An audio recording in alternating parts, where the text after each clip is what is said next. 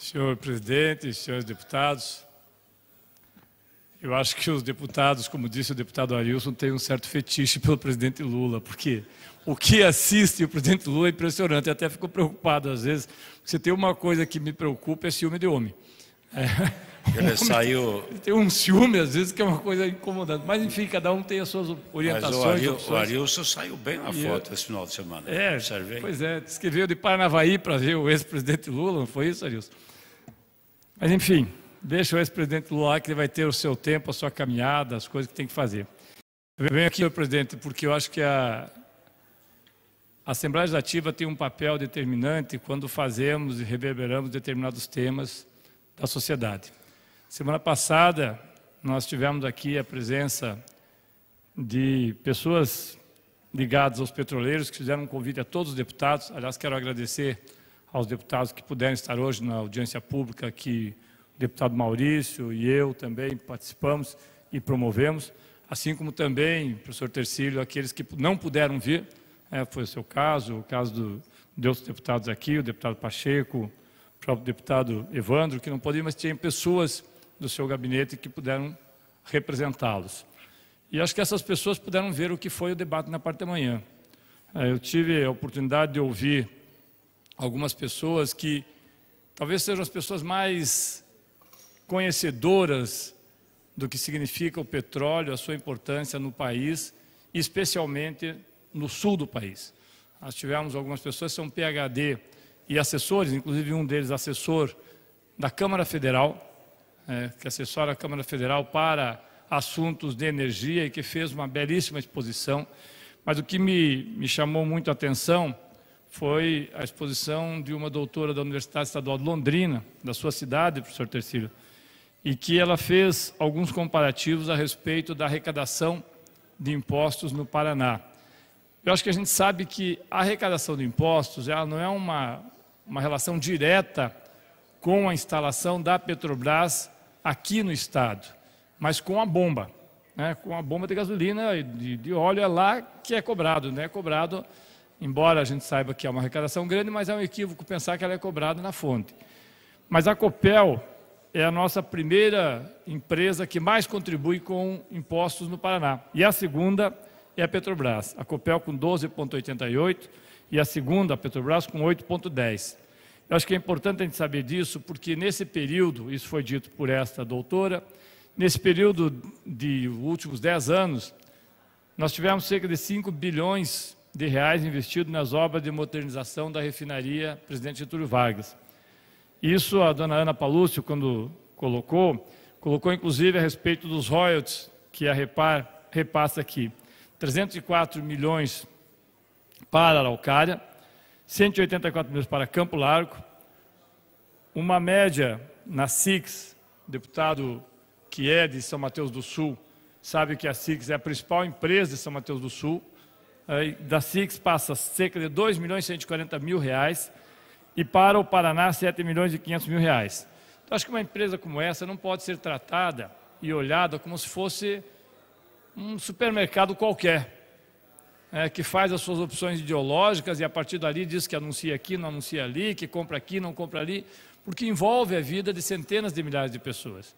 Quando nós falamos isso, algumas pessoas acham que a preocupação do nosso partido e da oposição é com os empregos. É também com os empregos, mas não só com os empregos. Os empregos são importantes, as pessoas que estão na Petrobras, cerca no sul do Brasil de 10 mil pessoas, não irão perder seus empregos da noite para o dia. Não irão. Mas certamente muitos empregos deixarão de ser gerados por conta de uma grande empresa que pode se transformar apenas num depósito de petróleo bruto, de óleo cru. Eu acho que isso não é uma questão ideológica, é uma questão racional, é um mínimo de inteligência que as pessoas têm que ter para ver isso. Me parece que, para nós apenas voltarmos alguns dias atrás, lembrarmos que a Petrobras, naquele mega leilão tão anunciado do petróleo, do pré-sal, não fosse a Petrobras, duas situações nós teríamos tido, senhor presidente, não fosse a Petrobras. Primeiro, o leilão teria sido um fracasso total. Fracasso total. Por quê? Porque apenas a Petrobras e a estatal chinesa participaram da primeira e da segunda rodada. Não houve aquela busca por todas as empresas do mundo todo que viriam, a Chevron, a Shell, a Total, todas as empresas que viriam comprar os nossos campos de petróleo, até porque elas têm dúvidas quanto a este governo, têm dúvidas quanto à estabilidade desse governo. E ninguém coloca 10, 20, 50 bilhões de reais por 10, 15, 30 anos, se não souber que é um mínimo de estabilidade. Mas a Petrobras fez sim as compras de algo que já deveria ser dela, deputado Galo, fez as compras e garantiu que o governo tivesse quase 70 bilhões de reais para reforçar o seu caixa por conta de todo o processo que vive hoje. E o que é o pré-sal? O pré-sal é um processo de uma camada que vai além do sal, descoberto nos anos 2000, feito por técnicos da Petrobras, a única empresa que tem no mundo todo a tecnologia para extrair esse petróleo, que agora está sendo, logicamente, compartilhado com outras empresas, e isso é a Petrobras. Uma empresa que tem uma história, delegado Jacovós, de sucesso no Brasil, que não pode ser vendida, não é porque ela hoje está com o presidente A, B ou C, com o partido A, B ou C, não se trata disso, porque os partidos vão passar, os presidentes vão passar, aliás, os deputados e aqueles que estão no primeiro mandato vão saber disso. O mandato é muito rápido, mais rápido do que alguns aqui imaginam, chegará o mês de outubro de 2022, quando poderão não ser reeleitos. Então, não fiquem tão ansiosos, porque esse mandato acaba. E acaba rápido, né, deputado Russi? Acaba rápido. Eu acho que às vezes parece que as pessoas pensam eternas aqui dentro. Não são. Quando chegar em julho e começar a campanha eleitoral, alguns verão que falaram ao vento durante 3 ou 4 anos, mas é uma opção. Não é uma opção. Eu acho que nós temos que focar em algumas coisas que são importantes para nós, para o Paraná e para o Brasil, até porque nós pretendemos deixar um legado para as gerações futuras. E no meu entendimento, o legado que nós podemos deixar, além do conhecimento, além das nossas posições, são questões práticas.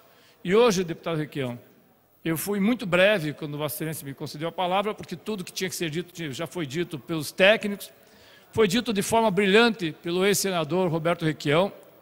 Eu fico bastante honrado e lisonjeado de participar de uma mesa com um senhor de 74 anos, 78 anos, e que é mais lúcido do que muita gente de 30, 40 anos. Porque não mudou de posição, continua exatamente onde estava. Não é aquele que apoiou Richa, quando Richa lhe dava algumas coisinhas, e depois correu, quando Richa deixou de dar algumas concessõezinhas, alguns empreguinhos, né? Não é aquele que quando o Richa entrava no avião, corria para entrar junto, ou quando estava na obra, corria para inaugurar a obra, e quando o Richa foi preso, sequer teve a honradez de subir na tribuna para defendê-lo. Não, o Requião, certo ou errado, é o mesmo desde que andava com um pneu de caminhão aqui dentro, fazendo escândalos, brigando, turrão.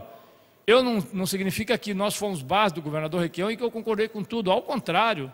Tivemos discussões muito duras com o governador Requião. E eu lembro 2 delas. A questão da saúde, das 30 horas da saúde, que nós praticamente rompemos com o governador. E a PEC contra o nepotismo, quando o governador rompeu comigo. Mas são questões políticas. Eu respeito o governador, o ex-governador como pessoa, como respeito o ex-governador Richa, como respeito ao ex-governador Cida, como vou respeitar o ex-governador Ratinho.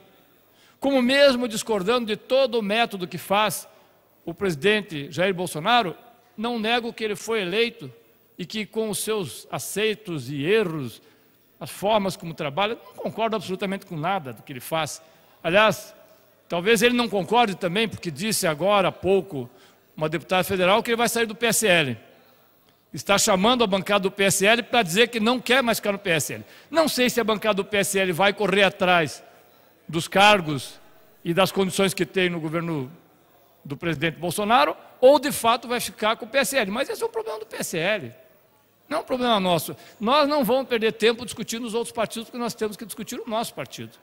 E com o senador, ex-senador Roberto Requião hoje, a gente sabe que perdendo a eleição, e um golpe muito duro perder a eleição para o Senado, mas tendo tido uma história de quem foi durante décadas a principal referência. Para concluir. Para concluir, senhor presidente, o senhor que também veio do PMDB ou do PRN lá nos tempos idos, né? PRN, sabe que o senador Requião em alguns momentos esteve próximo contrário contra o senhor, mas... Eu nem sei se existiu esse partido.